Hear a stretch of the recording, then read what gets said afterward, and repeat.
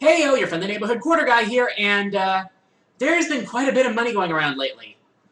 First, I hear that Facebook has acquired the VR company Oculus for $2 billion. Now, for those of you who don't know, which is probably pretty few, Oculus is the company behind the Oculus Rift VR headset that's been making quite a bit of headway in gaming news as of late. I mean, we've seen quite a few Let's Players record footage from the Oculus Rift in 3D VR games. And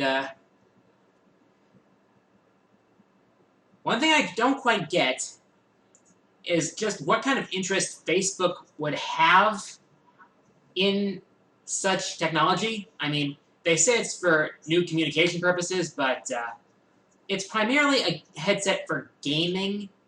And as such, I'm not quite sure how mobile gaming would be integrated into this kind of gaming device. Yeah, I'm honestly not sure how Facebook would be able to use it. And besides, VR really... I'm not sure how much of a future it really has. I mean, after the fall of the Virtual Boy, way back when, people kind of lost interest in VR until the Oculus Rift re-emerged.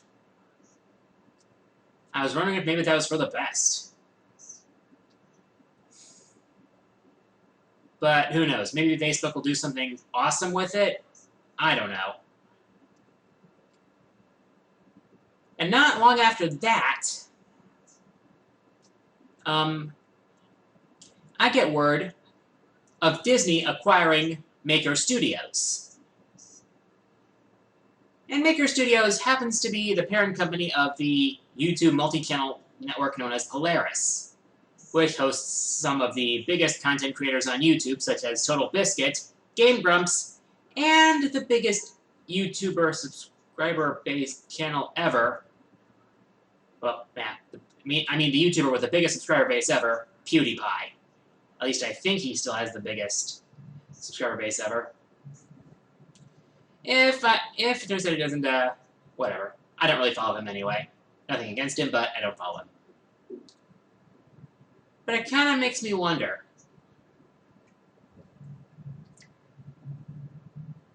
Did Disney have actually any interest in Polaris itself, or did they just want Maker Studios technology? And given how some companies are kind of overprotective of copyright, it makes me kind of worried for the future of some of those channels on that network. So, well, hopefully things stay as they are, maybe get better. I don't know what'll happen. There's been a lot of money going around. Anyways, script's pretty much done for top 5 best and worst Bowser battles. After I record and get footage, I'll probably start editing pretty soon. So that's going to be a lot of fun to do. Also, got a few collabs in the pipe. Few that some people have expressed interest in doing collabs with me. I've got quite a long list, to be honest.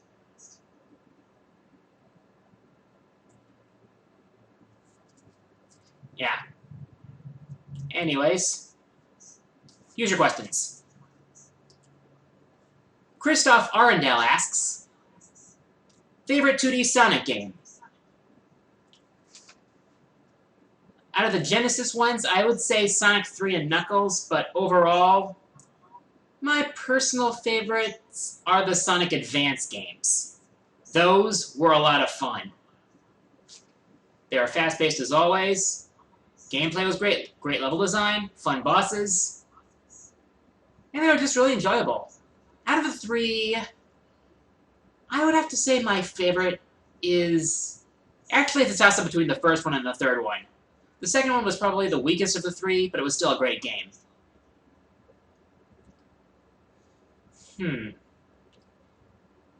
Yeah.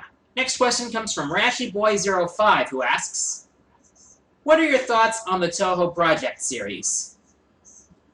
When I did my top 10 2D shooters, I got quite a few comments saying things along the lines of, there should be a Touhou game on here. Have you played the Touhou series? Seriously, why isn't there any Touhou on here? Well, I hadn't played any of the Touhou 2D shooters. That is until the Kitsune Hawk happened to hook me up with Touhou 6 and 8. He's a pretty cool video maker on YouTube, friend of mine. I'll leave a link in the description below. But yeah, about the Touhou 2D shooters. Fun characters, solid gameplay, great music, hard as hell. First time I made through Touhou 6 was on easy mode, and I only had 1 life on my last continue remaining. Yeah, those games are not for the faint of heart.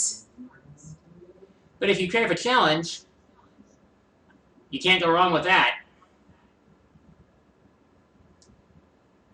Still need to play Touhou 8. Probably should sometime. Anyways, next question comes from a YouTuber who wished to remain anonymous. He asked, have you ever played any of the Pokemon Mystery Dungeon games? I've only played the first. Gameplay wasn't bad. I enjoyed the story. Mechanics were pretty solid. Though I have heard that the second Mystery Dungeon game tops the first in pretty much every way. Especially in terms of the story. Now, I just need to play Mystery Dungeon 2. But I'm sure once I do, I'm pretty sure I'll enjoy it a lot. Third one, on the other hand, I played the demo. But I have heard very mixed things about the final game. Some people really love it. Others say it's a piece of crap. But I would rather reserve judgment until I've actually played it myself. Next question comes from Ian Talks. Why there's an apostrophe in his name, in his username, I don't know. He asks, have you played Pokemon Battle Troze? If so, what are your thoughts on it?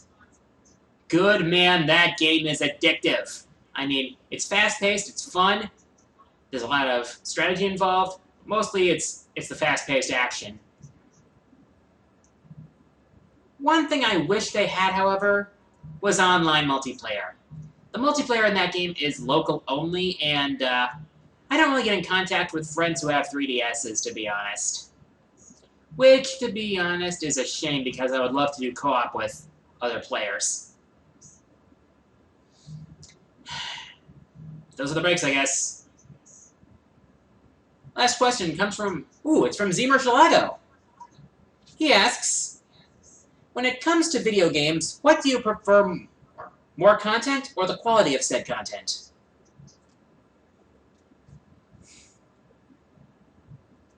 I would have to say it's the quality of content. True, games that have a lot of content give you a lot to do, but what's the point if it's not fun, if it's not still fun to play through? I mean, I would rather have a moderate amount of awesome content instead of a ton of content that sucks. You know what I mean, right? Thankfully, I've played games that deliver on both fronts. Xenoblade Chronicles, anyone?